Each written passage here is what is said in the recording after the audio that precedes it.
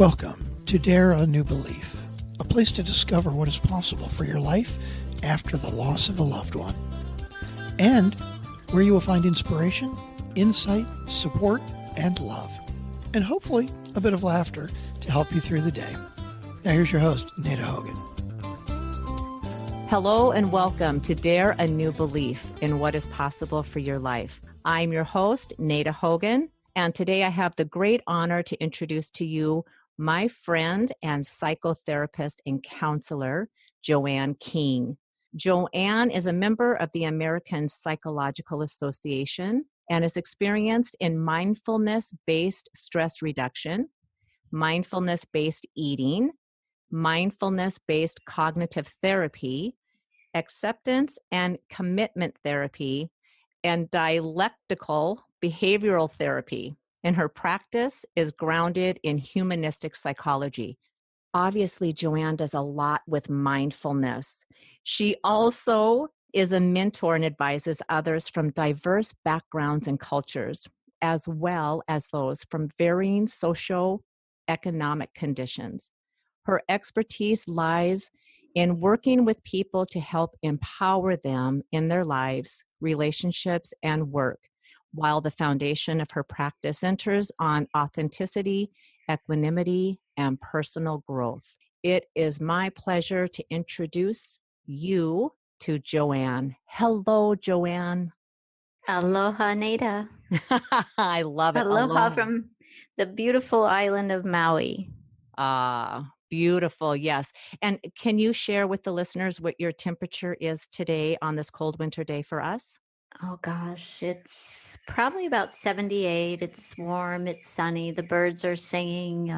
It's just every day is a beautiful day here. I'm so grateful to live here, honestly. Yeah, that's gorgeous. That's gorgeous. I love that. So, Joanne, you know that my podcast is based around overcoming challenges of any magnitude and of any type. So it could be the surviving the loss of a loved one or just challenges that come up in our life. And would you be willing to share with the audience a little bit about a challenge that you had to overcome and what the benefits were from overcoming that challenge? Sure, of course. I was in a marriage where I was unhappy and I was not really feeling like I was living my truth, which is a very uncomfortable feeling, I think, for most people. And so I decided that I was going to change things. And what helped me through that change and challenge was practicing yoga and practicing meditation. Connecting with my inner self was where I actually got the guidance to move forward and decide to do something differently so I could be happy. And it was when I came to Hawaii, when I started coming to Hawaii for visiting, it was almost like a veil was just lifted and I could see that life could be fun and joyful. And I thought, oh my gosh, I want that. And that's when I decided to just leave and come and begin a new life here in Hawaii. Oh, I think that is just spectacular. And especially when you say like a veil has been lifted, because how many times do we go through our life not even knowing that there's something different? We can change our circumstances. We can live a life where we literally end up saying things like life is just totally fun and joyful, right? I mean, that is completely in our control. Would you agree with that? I do. I completely agree with that. Happiness is an inside job, definitely. Yes, yes. So did you become a yoga instructor when you got to Hawaii, or were you already working on that when you were still in the lower 48, right? Isn't that what you guys Right. refer Yeah. to? I actually lived in the Chicagoland area, and I did it through a program there in Chicago, which Okay. I think it was 2 years. It was a 2-year certification program. It was quite extensive. And I enjoyed every minute of it because it's always just about the journey, isn't it? Absolutely, it is. Absolutely. And do you think you would have got to where you are now, feeling joyful, knowing that life is fun every single day, waking up to sunshine every single day? Do you think you would have got to that if you wouldn't have followed that inner calling, that inner knowing to do a mindful practice, whether it was yoga or meditation? Well, no, there would be no way that I would have had the courage to move forward in a different direction had I Yeah. not been able to connect with my inner self. And the only way to connect with your inner self is through contemplative practice. And so those are the two main contemplative practices people do. And I think without them, I would not have had the courage, honestly, no. Yeah. Yeah. Can I ask, how old were you when you started really getting into the contemplative practice before you became a yoga instructor? Were you younger in your early 20s, late teens, or did it come later in life? Well, I was always really very spiritual. I was very involved with our church. I grew up Catholic. I was a Eucharistic minister. I actually went to our local hospital and would minister the sick. I went to the nursing home. I would minister the people in the nursing home. So I did a lot of that kind of work. So it was spiritual in nature, just like it's spiritual in nature when you do contemplative practices. Yeah. Wow, I had no idea. That's awesome. That's Yeah. awesome. Yeah, very cool. So everything in your world, including the counseling that you do, the book that you wrote, and I forgot to mention that at the beginning, Too Good to Go, Too Bad to Stay, the counseling, the yoga, the new program that you just now have let loose to the world, which is called the name of the program itself, Ditch the Diet for Life. All of that is based around mindfulness, correct? Yes. Yeah. Yeah. Both books, the book and the program, both are centered around mindfulness. Yeah. Yeah. So, can you tell us? I have never heard of the mindfulness part around the mindful eating to lose weight. So, can you tell us a little bit more Sure. about that? Sorry about that. Sure. Sure. It actually, Ditch the Diet helps people to release the struggle that they find around food. Most people struggle, right? Oh, if I eat this, I'm going to gain weight. I can't eat that. I can't eat this. I need to count calories. There's none of that with Ditch the Diet. You can eat anything you want within limits. I mean, there are some rules in the program, but there's no counting calories. There's no food off limits. It's basically you become aware of your thoughts, your feelings, and your beliefs around food because it's really not about the food. Weight is not about the food. Holding on to your weight is not about the food. It's really about your thoughts, feelings, beliefs around your relationship with food because we all have a relationship with food. Yeah. So, how did you discover this program? Is this something that you discovered from working with your clients, or is this something that you went through personally yourself, or a combination of both? So when I was younger, like much younger, of course, I did diets and they never, ever worked, ever. Yeah. And then I just gave up. I said, you know what? I can't diet. I'm just not going to diet. It's not part of me. I can't do it. Yeah. Yeah. And then when I started learning mindfulness and learning about mindful eating, it just kind of like resonated with me. And I felt like, oh my gosh, I got to get this out to the world because it is an amazing program. I designed it with 5 core components surrounding sleep, nutrition, movement, breathing, and mind. So there's those 5 components. Yeah. So, if somebody has a problem with sleep, how does that affect their weight? If they're trying to lose weight, how does it affect the ability of them losing weight or, on the other end, gaining weight? Okay, so sleep is very important to us because when you sleep, your body actually cleans out all the toxins from the cells. Every day, your cells have toxins, right? Because they're metabolizing energy for their function, each cell's function. And so your body, when you sleep, has other cells that go in and clean out those toxins. So you start your day fresh and new. Yeah. When you can't sleep, you become stressed. When you become stressed, your body produces a hormone called cortisol. And cortisol actually facilitates weight gain in people, and it's a stress hormone. So it actually is a twofold thing that isn't good, stress and weight gain. Right.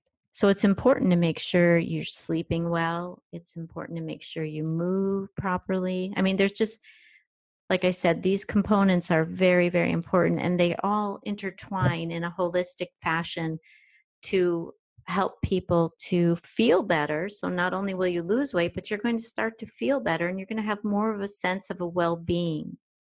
Right. And isn't that everything? As soon as you start getting that sense of well-being, how everything else in your life starts to shift because you get out of that cycle of toxic thoughts, toxic eating. And I mean toxic in the sense that eating ho-hos or cookies or potato chips, those types of things that just the it's just bad. And then we feel bad because we ate the bad thing, and then we eat more bad because we feel so bad. Absolutely. And so a lot of times too in this world, we are disconnected from our feelings. Yeah. We don't feel when we're full.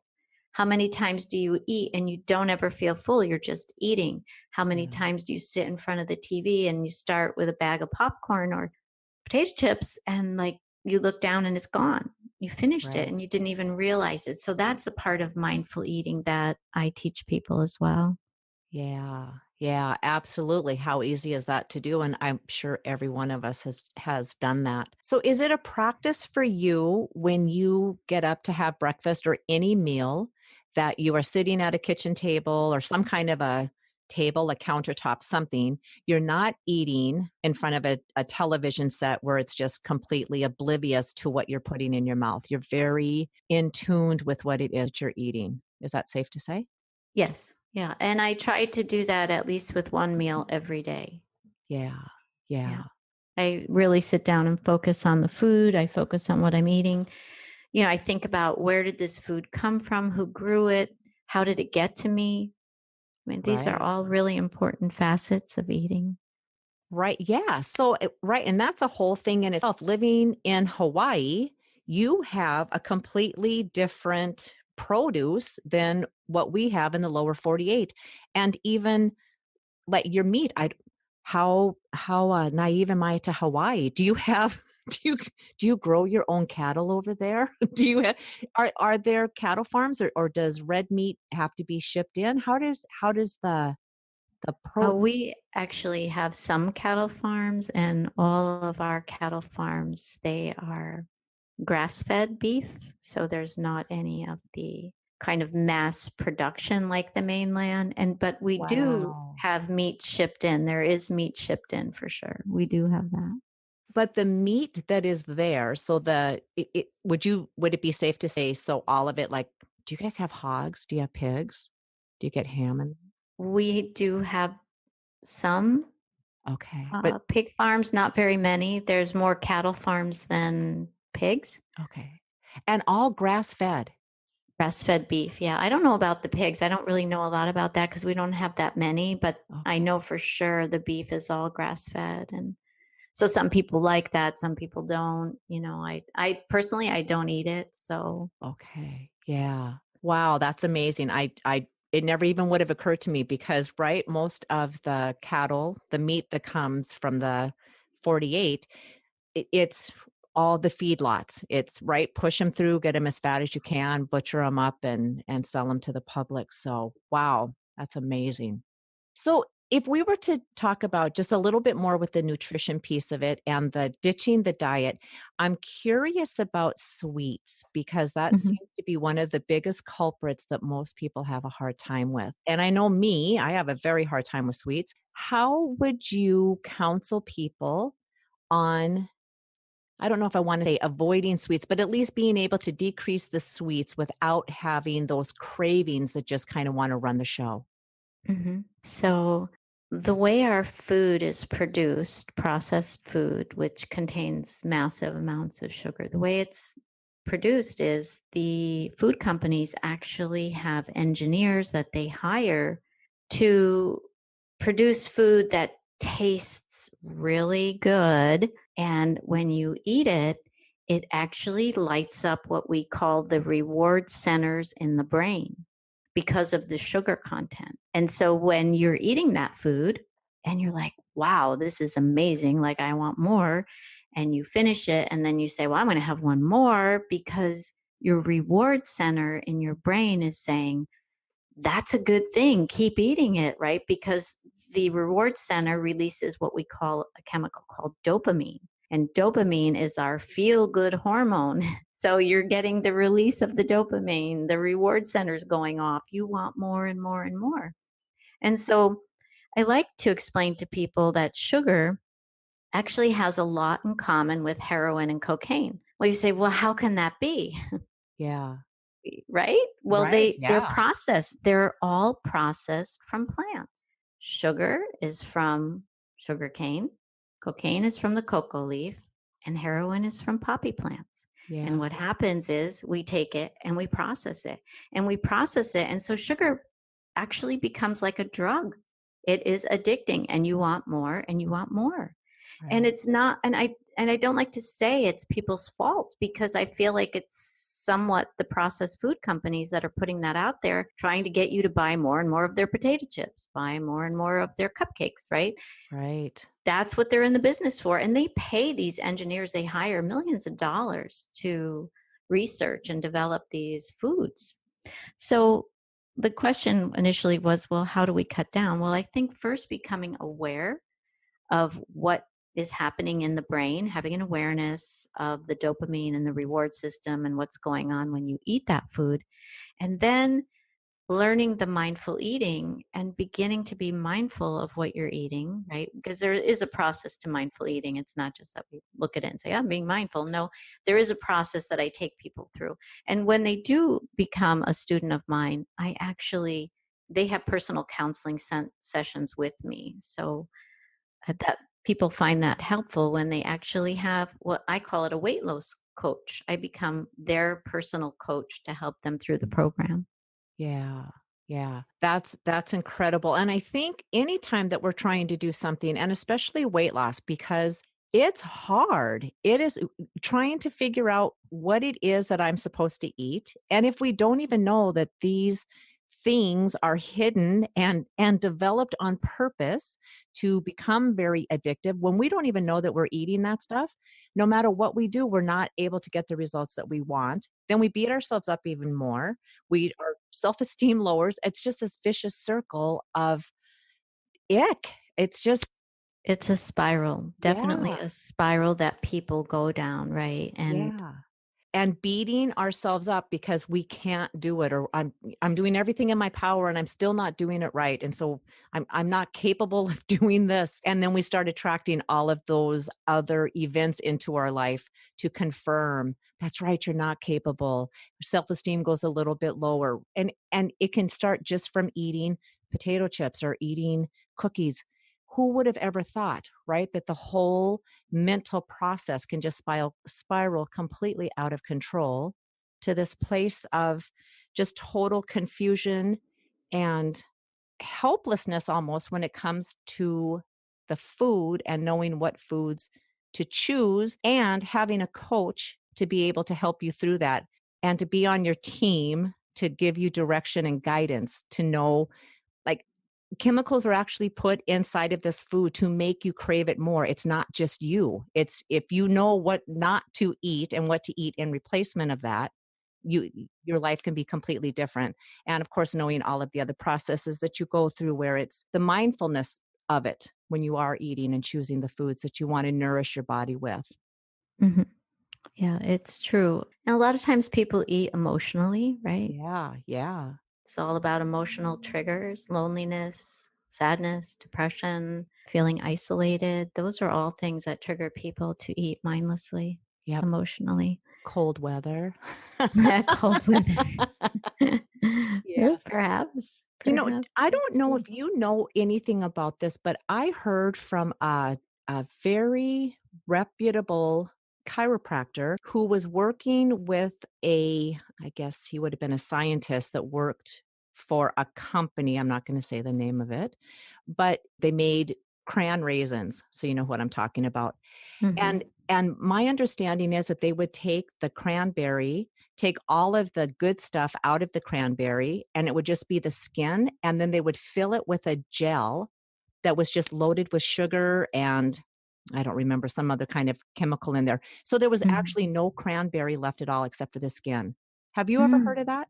No, no, I haven't. But it's not surprising to me that they would fill it with a gel full of sugar. There's 61 different types of ways companies identify sugars on the labels. And that's Oh, something I teach people too is, I mean, 61 names, different names of sugars. wow. So it's not surprising they do that. And because it's addicting, then people Right. start to eat it. The reward center goes off, dopamine's released, you're feeling great for the Yeah. time you're eating it and a few minutes after. But then in a little while later, you're going to crash and you're going to go back to them again. So it's not surprising for sure. Yeah. Yeah, it was so I was floored. When I heard that, I was floored. And then I have to think about the scientists that are doing that. When you know you're putting crap into something and then selling it as food, like I wonder, do they ever bring that stuff home to their own family? Would they ever allow their own family to eat that stuff when they know what's in it? I can't answer that. I That's couldn't scary. can't answer that question. Because you would be a good scientist and you wouldn't put any of the crappy stuff into the food. Yeah, no, I would definitely not want to poison people for sure. Oh, yeah, Yeah. no Mm. kidding. No kidding. Oh, so one of the things that I was thinking about since it's cold over here in the lower 48, and we tend to want to go towards comfort foods, so heavy, potatoes, meats, gravies.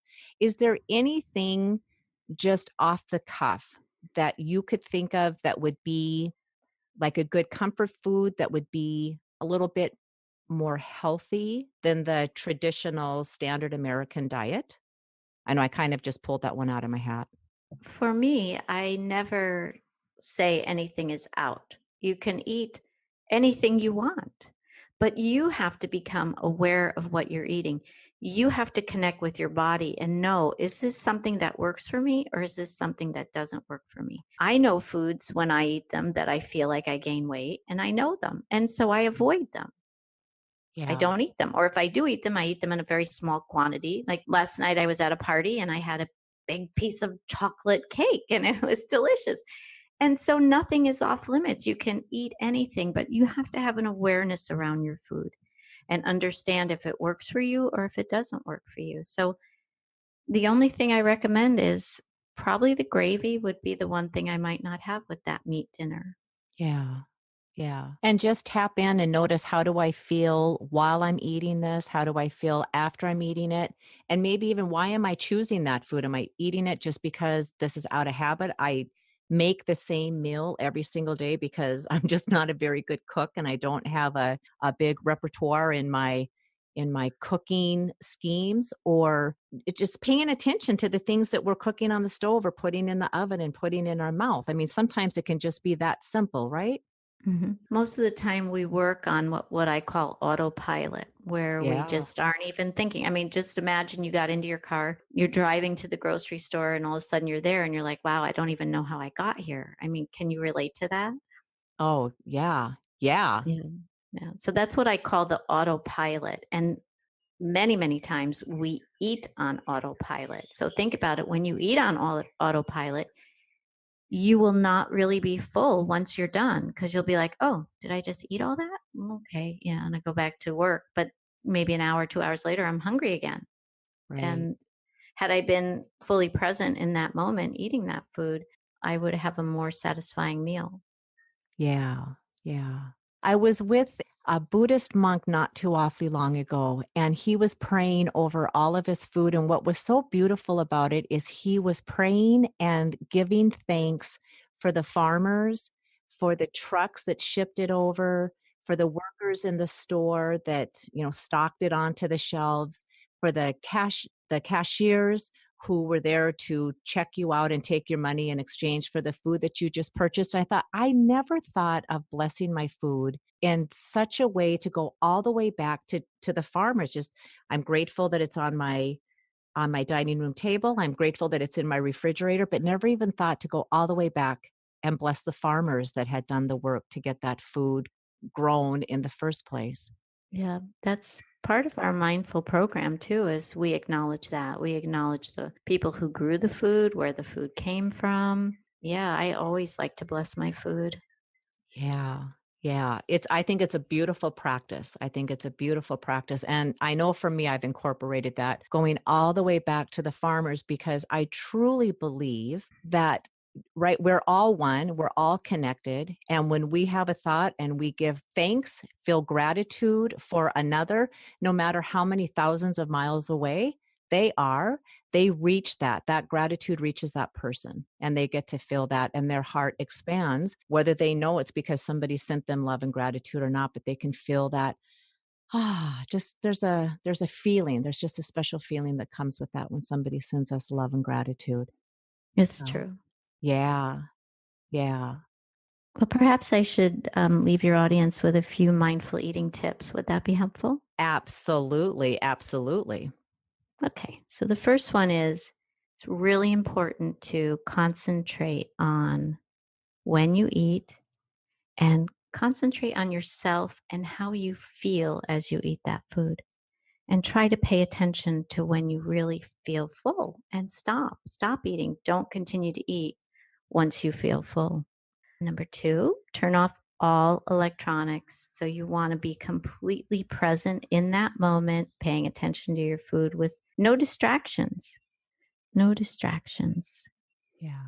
Breathing. I talked a little bit about breathing as part of the program because breathing brings in fresh oxygen to the cells, and oxygen is helpful in digestion. So, the more you can breathe during your eating, the better it will be for you. And perhaps even you might eat a little bit less. Mm, So, stop and take a breath. yeah. This is a good one. Lots of my clients like this. Use your non dominant hand Mm, when you eat and concentrate when you lift your utensil. So, if you're right handed, use your left hand and eat. yeah. You will have to. You have no choice. You will eat slower. Yeah. Yeah. I've tried that before and I've poked myself in the lip. So you have to be very Oh, careful. no. You have to go slower. Uh-huh. Did you find it helpful? Oh, crazy helpful. Yes. And also I also was taught use your non-dominant hand and then set your fork Mhm. down in between. Yes. So you have Mhm. to fully engage with chewing and being present with that food in your mouth. Yeah. Yep. But it was Mhm. absolutely helpful for sure. Mhm. Yeah. Pay attention to all your thoughts, Mm, feelings, and sensations when you eat, yeah. especially the taste Yeah. and what that taste reminds you of. Is this like grandma's chicken soup, or what are we thinking when we're eating this? Right. Use a smaller plate and Mm, cut your food into smaller bites. That really is very helpful. yeah. And the most important that I feel is paying attention to your hunger cues. Know when you're satisfied and when you're full. That's really important. Yeah. And always just be grateful. Be thankful for your food and your good health as you eat. Yeah. Yeah. Beautiful tips, Joanne. I want to circle back to the breathing one. Can you say the breathing piece one more time? Okay. What was your question in regards to breathing? So when you are doing your eating and breathing, and are we focusing on our breath while we're eating? Are we just taking a break during that meal just to take a couple nice big cleansing breaths? How did the breathing piece fit in? So, in between bites, if you can stop and just take a breath, I Okay. think that's probably the best way to do that. Okay. Just pay attention. Don't stop breathing while you're eating. I mean, Yeah. it's really important. Well, I mean, we breathe, but we would breathe very shallow Yeah. when because we're eating, and so it's a very shallow breath. But if Right. you can take a bite, swallow it, and then stop and take a really deep breath, so the oxygen comes in, clean, fresh oxygen Yeah. to help with digestion. Yeah. And isn't it just as you were speaking that I just took in a nice deep breath just to be here present. And so when you do that when when you're doing that when you're eating, you are so present to that food, to that moment. It's a completely different experience You just by are, you adding the are. breathing piece in while you're eating. Exactly. All of these tips will help you to reset your focus to being mindful in the moment when you're eating. Yeah. Yeah. I love that. I love everything about this, and I'm very interested to know more about the mindful eating program. And you and I will talk about that a little bit more in Yes. private. And hopefully I'll just bring you back on the show and we'll talk some more about that on another date. But I want to circle back real quick before we wrap this up and bring it in for a landing, because this podcast is a lot about helping people overcome challenges, be in a community of people that have had to overcome challenges.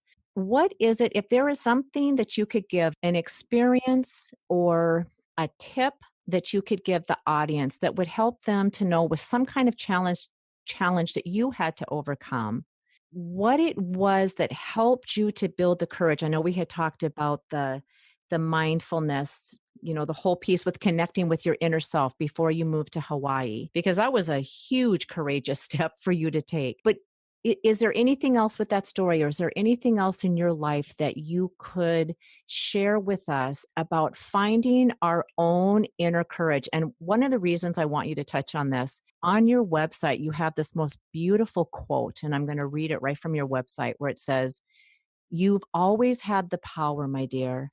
Mhm. Just had to learn it for yourself," said Mhm. Linda, the Good Witch.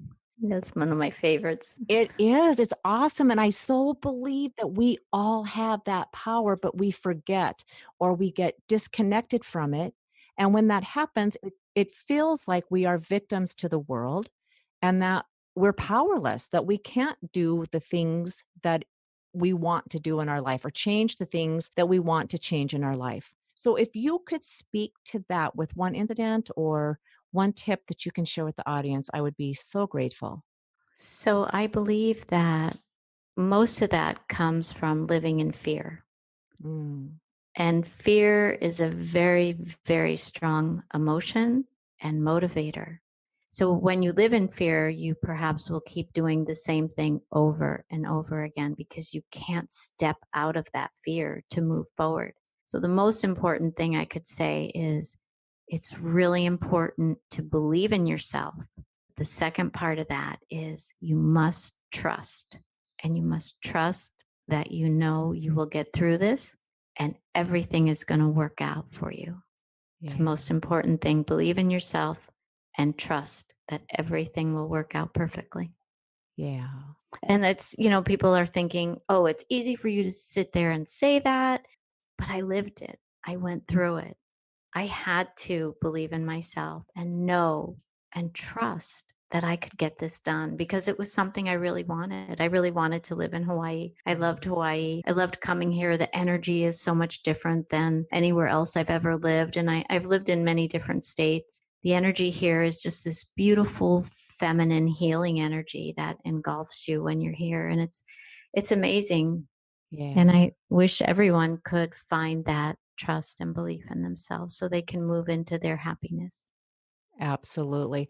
And it's the thing that I love so much about you and your story is because you weren't born in Hawaii. You're not just living this beautiful life and beautiful lifestyle because it was handed to you.